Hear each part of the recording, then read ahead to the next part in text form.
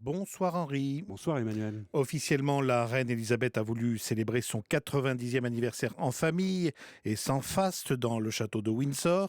Mais ça n'a pas empêché les Britanniques de multiplier les hommages, discours au Parlement, coups de canon à la Tour de Londres, rue pavoisée à son effigie.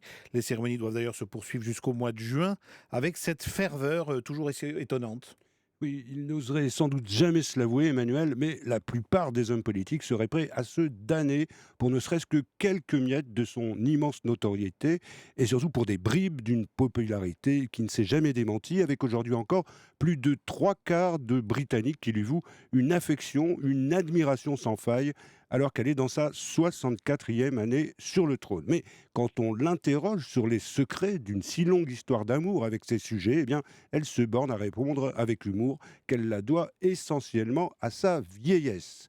Pourtant, de ce côté-ci de la Manche, on a souvent la faiblesse de résumer la reine à ses chapeaux excentriques et aux couleurs de ses tenues, tout en moquant un peu nos chers voisins pour leur attachement à des valeurs désuètes, un peu archaïques et parfois même presque suspectes.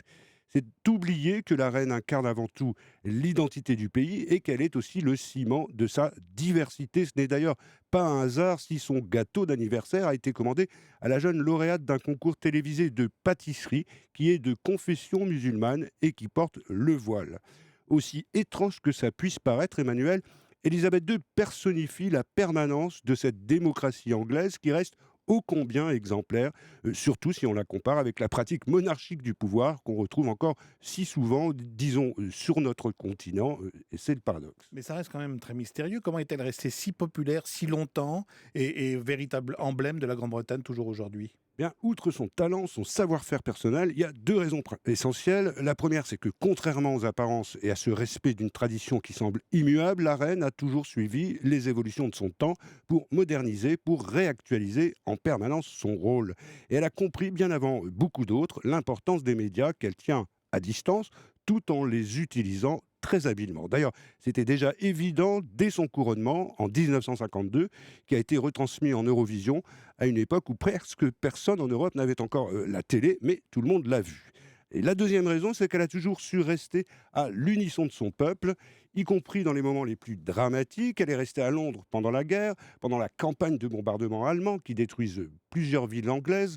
Elle ne s'est pas éloignée non plus au moment des attaques de l'Irak, qui visent pourtant sa propre famille, ni pendant la vague d'attentats islamistes qui ont frappé la capitale. Et ça, les Britanniques ne l'oublient pas. Mais il y a eu aussi l'épisode de la mort de Diana en 97 et ce long silence de la reine qui avait abasourdi les Britanniques. Alors, c'est vrai que l'histoire retiendra peut-être que c'est un Premier ministre socialiste, Tony Blair, qui a sauvé la couronne en convainquant la reine de sortir de son silence. Mais c'est elle, et seulement elle, qui a choisi de s'exprimer à la télé pour s'adresser directement au peuple, avec un tel accent de sincérité qu'elle retrouve presque aussitôt ses faveurs. La reine est aussi une magicienne. Alors officiellement, on sait qu'elle ne joue aucun rôle politique. Est-ce qu'elle a tout de même une influence, disons, sur les débats qui agitent le royaume? Bien, elle s'exprime rarement pour donner son avis, mais une petite phrase par-ci, un geste ou une allusion par-là, elle se débrouille presque toujours pour le faire savoir dès lors qu'il s'agit d'un sujet d'importance, comme par exemple l'indépendance de l'Écosse, dont elle s'inquiétait.